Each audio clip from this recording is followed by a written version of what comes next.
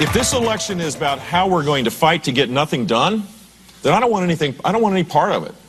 I don't want to be elected president to sit around and see gridlock just become so dominant that people literally are in decline in their lives. That is not my motivation. I got a lot of really cool things that I could do other than sit around being miserable, listening to people demonize me and me feeling compelled to demonize them. That is a joke. Elect Trump if you want that. A frustrated Jeb Bush in South Carolina over the weekend, frustrated perhaps because he had to downsize his campaign, cutting staff and expenditures.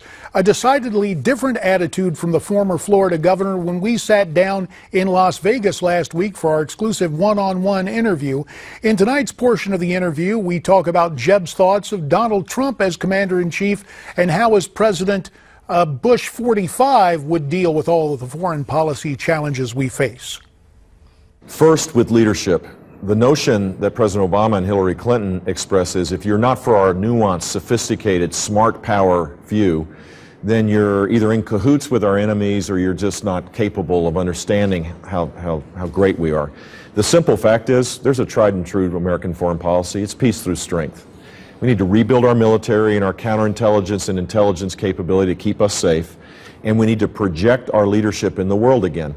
Name a country where our relationship is better today than the day that Barack Obama got elected president and Hillary Clinton Secretary of State. The only two I can think of are Cuba and Iran. The rest of the world is wondering where America is. And when we abdicate our responsibility, we're also creating great risk for our own country. There's a direct relationship between our national security interests and our lack of leadership.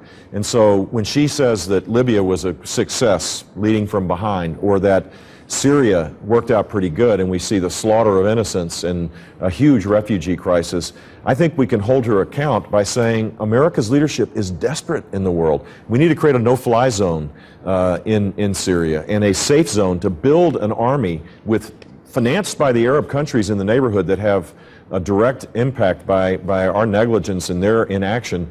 We need to re-engage with our allies in Europe and others to create a fighting force and a strategy to take out Assad and to take out ISIS. And allowing the Russians to engage and kind of outsource our foreign policy to them will be a disaster.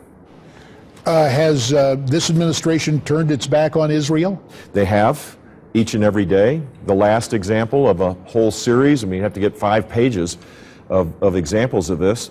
The one that most recent is John Kerry basically calling the Israeli government actions morally equivalent to the Palestinian Authority's efforts to incite violence, literally incite violence. The Palestinian Authority does not recognize Israel's right to exist in safe and secure borders. Their schools are full of venom, accusing Israel and its people of being violent people that want to destroy Palestine, which is not the case. Each and every day there's greater violence inside of Israel because of the incitement, and the United States is saying that the government of Israel is morally equivalent to the government of the Palestinian Authority. That is ridiculous, and it's so far from the truth. The next president's going to, I think, first of all, I think the next president ought to put the embassy in Jerusalem to send a clear and compelling signal that Israel's our strongest ally. We need to give them the kind of equipment that would send a signal to the mullahs in Iran that not only are we serious about confronting their ambitions, but Israel has the capacity to do so as well. And we need to make it clear to the Arab world that we're on their side to fight Islamic terrorism, which they consider today a far greater threat than anything that Israel would consider. Recently, you said that you had, quote, grave doubts about Donald Trump becoming commander-in-chief. Now, why would Jeb Bush be a better commander-in-chief? Well, look, the problem with Trump is he gets his policy advice from the shows. He's not serious. I mean, if you're going to run for the presidency of the United States, you should take the time to explore the challenges that are faced. Talk to people that have proven experience in the field. Listen. Have the humility to listen before you have an opinion, and then recognize the power of the presidency as it relates to crafting foreign policy, and do it in a way that is true to our values. And I believe I have those skills.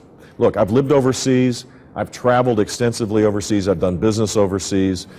We did trade missions when I was governor. But just as important, I have the humility to listen to people that I greatly respect. And it validates my thinking about the role of America in the world. And I believe I could be a good commander-in-chief. JD, I carry this with me, which is a Killed in Action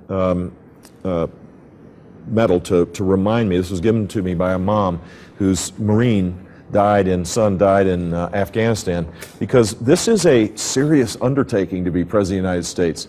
To send American troops into harm's way, you do it with a strategy. You do it with an exit strategy as well, and you do it when it's in our security interests. And I don't believe Donald Trump has thought these things through, and he doesn't seem to have any interest in actually thinking them through. And this programming reminder, you can see excerpts of this interview all week long right here on Newsmax Prime. We'll be right back.